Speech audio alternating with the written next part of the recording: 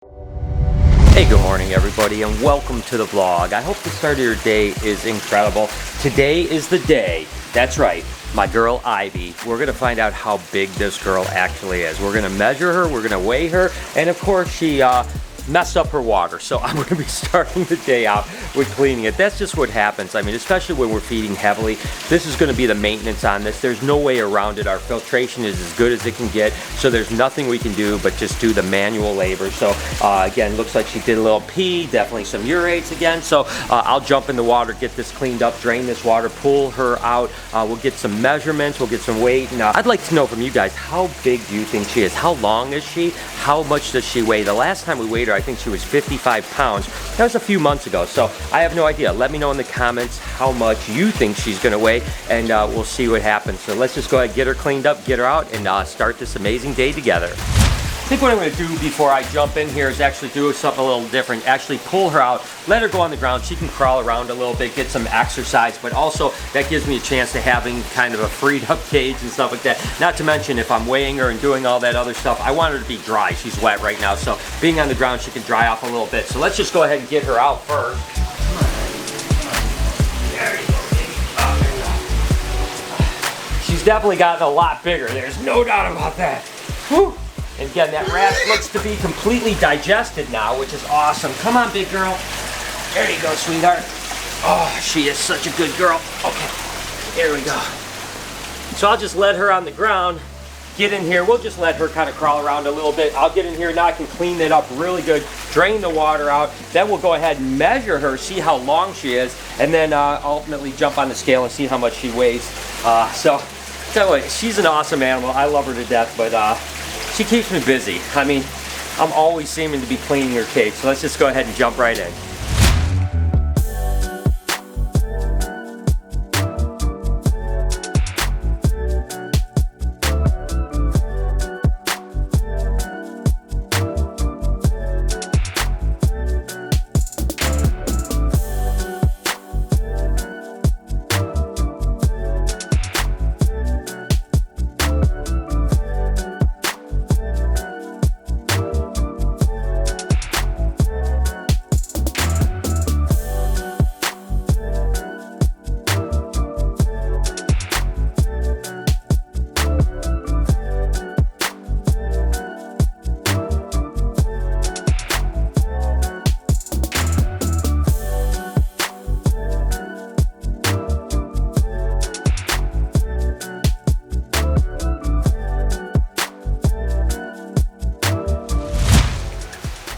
Hey, what's going on, guys? We had these guys from Gatorland give us these wonderful little alligators, but they're bored, and I wanted to give them something to stimulate. So we have like these I have little games I play with them. I have basically trained them. I teach them these little tasks I ask for them to do. But the first thing I always do before I do any of that is make sure that they're not super hungry, and that's what we're about to do right now. You can already tell that I haven't even started doing the clicker or anything like that, but they're already super excited. Oh my gosh. Get just a little bit here in the water. It's a pellet food meant for crocodiles and alligators. Alligators, you don't really want them necessarily driving at you when they're really hungry. You want them hungry to like teach them stuff, because that's how, I mean, they're food motivated. If he's super hungry, see like this guy right here, he's coming out and he's doing nothing what I want him to do right now. He's gonna want to come out because he's hungry. Good. And that actually gets them to, open their mouth open. So like I combine that with a word and that quick tap, just so they get that association. They understand that that's what I want them to do. And then once over time, it actually gets to a point where I don't even have to risk my hand necessarily. All I have to do is just be that quick little movement, and he sees the movement, and they already know. Stand up, stand up. You goofer. Stand up, up. Good job. Wow, that's awesome. See, I love it when something really comes out really well and shows for you guys. There's always the mistakes. Like, they're still babies, just like, and I'm still new at this too. So we're all both learning together, and it's really cool to see it all come out.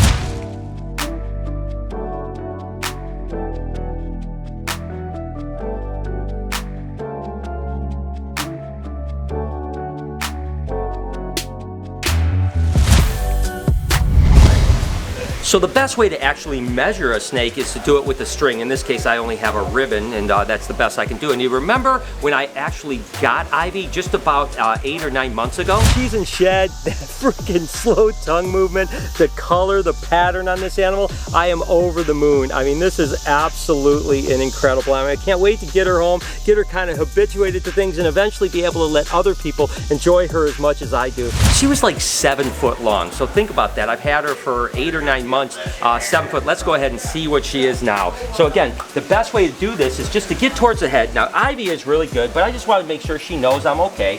And I'm just going to put this right at her head, and I'm going to work around her body like this. And I'm going to follow all of the curves, just continuing to keep going down like this. And the best thing to do is to not make too far, because you want to make sure that you're kind of with all of the contours, right? So if you go too far, you're going to start to miss it and you're not going to get an accurate measurement. So I just go down right down the spine, and in this case with an anaconda, it's kind of cool. They have a little divot down their spine. So I can actually just go right along that divot here, get it to the end, just keep on going. And again, you can go really small amounts as well. It's a good way to really measure any snake, even a smaller snake. The other way to do it would be to actually build like 2 boards and have them crawl through it in a straight line. And that's also another way that you can do it, but obviously we don't have that ability right now, so we're going to use the old trick of actually using a string. And there's it is right there. So what I'm going to do is I'm going to actually take this right here, and I'm just going to make a mark on it. And now we know that this is how long she is. So let's go ahead and get a tape measure.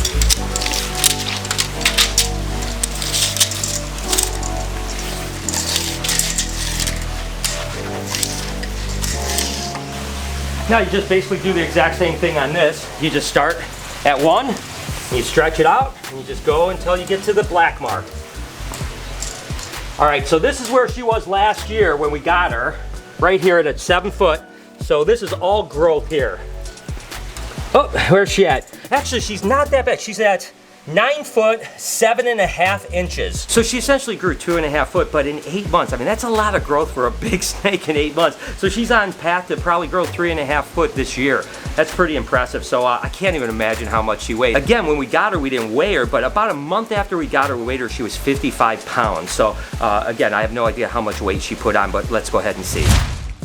I am so excited for this year's production, and I've got a beautiful little clutch right here. This, of course, looks like a normal ball python, but it's a pretty exciting animal. This is actually a het sunset. It's actually bred to a scaleless head het sunset, and this is actually the male here. You can see that scaleless head right there. Of course, the super version is a all scaleless ball python, but of course, this one is also carrying the gene for sunset. So this is daddy here. These could be the first sunsets that I produced in several years. Not going to get into a long story about this. I'm sure you guys are going to be like, what, Brian? But we actually produced the very first sunset ball pythons ever here at BHB, and they've been so popular over the last, 8 or 10 years in the trade. We produced a few years in a row, and we were really leading the thing, and then unfortunately we haven't produced sunsets since. And it basically is because someone that worked for me stole all my heterozygous adults. What, Brian? So literally, I couldn't produce. So I had to raise up new ones. And this is the very first one. And I don't want to get into it, but obviously now that would never happen again because now we have cameras and all that other stuff. Back then, I put some trust in someone, and I ended up losing my het sunset. So anyways, without fail, we hopefully will produce some sunsets from this. And this looks like a beautiful clutch from a relatively small girl. I'm just going to slowly get her off here, get this egg right here because it's starting to roll, and I'm going to put it right over here. And you can see we have a couple what we call boob eggs. Let's go ahead and unwind you. Come on, mama, get up, baby girl. Oh, you did so good. You can see these are boob eggs here. 1, 2, 3 boob eggs. This is a fresh clutch, by the way. I mean, literally feels like it just was laid within the last hour or two. As a matter of fact, I checked these early as soon as I came in, and I didn't see any eggs, and now they're a beautiful clutch of eggs here. Mama does not look happy. There we go, mama. And again, those are the 3 boob eggs. There's actually a 4th boob egg here, but I think the rest of them are going to be able to just kind of come off like that.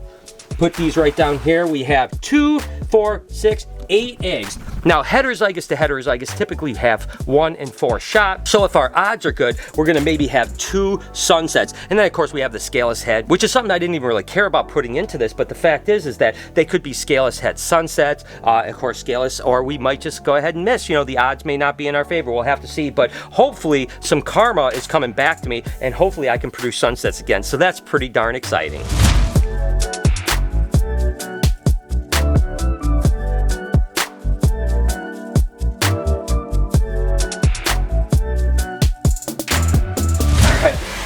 I'm just gonna go ahead and pick her up, put her on my, actually I'll just weigh her like this. So I've already zeroed out the weight with my weight on it. So whatever this says is gonna be her without it. She's only 58 pounds? I can't even believe that. She only gained a few pounds? What? That is crazy. I thought for sure she was like 70 pounds or something like that. Unless I wasn't right about the 55 pounds, she's only gained a few pounds and eaten so much. She looks so much bigger than when I got her, or shortly after I got her. I'm blown away. So I thought for sure she was at least 70, 75 pounds. Wow, that is crazy. Only a few pounds for my girl Ivy. And guess what? We have another clutch of python eggs. Super exciting. Where you at, girl? Look at that, a children's python wrapped around a beautiful clutch of eggs. Let's go ahead and see what she has here. What do you got, baby mama? Let's see. Looks like a nice clutch of eggs. I think I might see one little slugger in there. I'm not 100% sure. Just trying to get her off. Of course, this is a children's python from Australia. And another beautiful clutch. And yep, looks like we have one little slugger in there. I'm just trying to get the rest of the eggs here. Oh, there's two little slugs. So you can see the difference between a fertile egg and an infertile egg. Obviously, this is a slug. It's half the size. It's kind of a different color. It's real squishy, whereas these are leathery. Don't get me wrong, but they're kind of keep their shape. This is obviously a infertile egg here. And that just basically means at some point when she was getting ready to ovulate, the sperm didn't come in and actually fertilize, but they fertilized all these. So we have 2, 4, 6, 8, 10, 11 good eggs and 2 little sluggers here. So not bad. It would have been a 13 egg clutch, but hey, we've got 11 beautiful children's python eggs. Again, like I mentioned before, these guys actually incubate quick, should hatch in about 52 days, whereas the ball pythons hatch at 57 to 60 days. So we usually cut ball pythons at about 57 days. So again, we have a handful of clutches already coming. I think we're T-minus, let's say 46, 47 days till the first egg cutting video.